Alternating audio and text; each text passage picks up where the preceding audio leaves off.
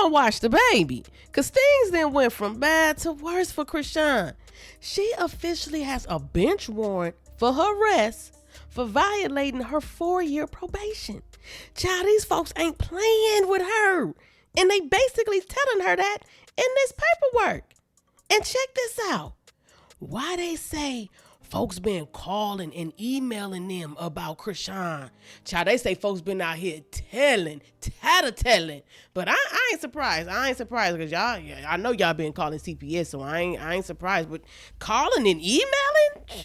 Let's get into this paperwork. Okay, so we see, it's for 4 years, and we know what the crime is. She had that devil's lettuce on her with the intent to distribute. So they gave her 4 years probation. Now let's get into these violations.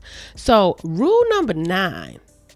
I will refrain from violation of any city, state, federal law, including tribal jurisdiction. I will advise my officer within 48 hours if I am questioned or arrested by any branch of government or any of its representatives. Okay, so let's skip down because we don't need all that legal jargon about the assistant state attorney, court commissioner, and all that. Okay, so the complainant, Victoria Waldrip, that's Vicky, alleged that Malone attacked her on August 13th, 2023 in Fort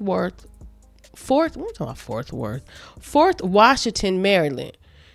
She alleged that she was sucker punched and threatened by Malone, who was 8 months pregnant at the time of this attack. Subsequently, charges were filed on Prince George County, Maryland's case number, for assault in the second degree. According to Prince George, Maryland's court clerk, an outstanding warrant remains active for Malone. Child, so I guess that the Vicky thing is what violated her. Okay, so now let's read the summary and recommendations. From July 2023 to September 2023, through her reported attorneys, Malone sought to regain supervision compliance. It should be noted that it is highly possible that an individual by the name of Al Riva initially misidentified himself as her attorney, wanting to help Malone. So, child, I guess maybe that really wasn't her attorney. Throughout this time, attempts to help Malone regain compliance in the state of California was conducted with directives to report. Because Malone was significantly pregnant, Malone and her attorneys were highly concerned about traveling or being taken into custody. However, a warrant withdrawal could not be approved without the approval from the state of California, who was initially interested in withdrawing their interest once documents related to her hardships was received. However, she failed to provide the requested documentation, and she remained a fugitive. A fugitive? Child, so I guess Carlissa was right when she said she was a fugitive. Child. Yet during this time, Malone was charged with a new violent offense in the state of Maryland, which was reportedly committed when she was in the midst of her pregnancy. Assault charges have been filed and a warrant remains outstanding for Malone at this time. In addition to this charge, there have been several calls and emails indicating that Malone committed another assault in November 2023 in Los Angeles, California. That's the James Wright situation.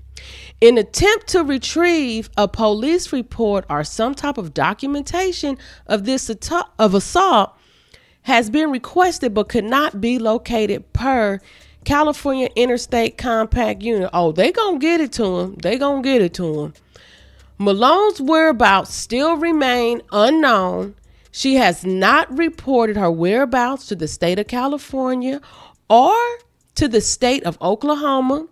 Reporting for supervision remains her responsibility, not her attorneys, nor any supervision authority.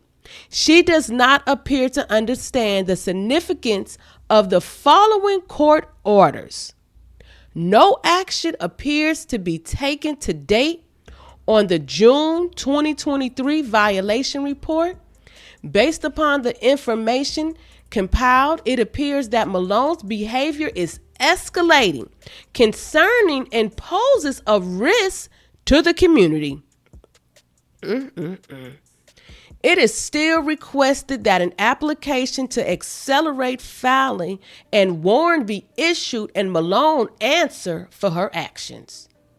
It is respectfully requested that she remain in Oklahoma until completion of any form of probation and are revoked for a time deemed appropriate for the court.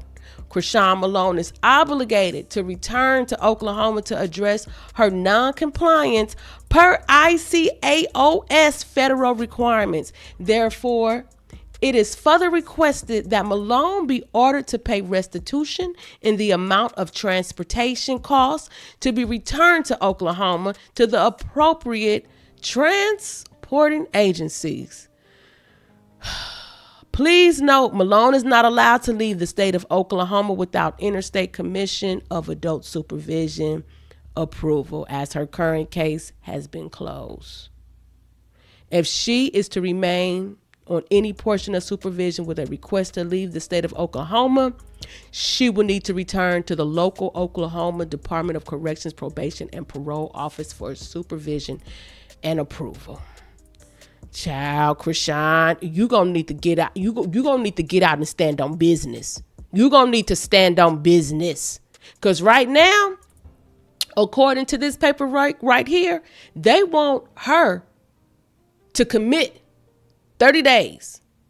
Order for commitment 30 days. Now on February 23rd, 2024, the above entitled matter comes on for hearing as to defendant failure to complete 120 hours of community service by September 15, 2023, as ordered on March 15, 2023. A violation of community service. So she didn't complete the community service. Basically, that's what they're saying. So she didn't complete her community service. So look like they're gonna lock her up for that. And the way this go, I mean, they saying they want her to do 30 days. But y'all already know how the system go. All it takes is for one state or county to gaffle you up.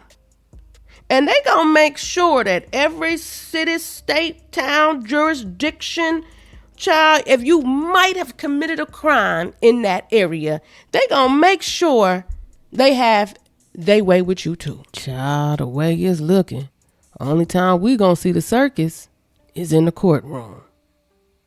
Make a psycho, make a traffic psycho.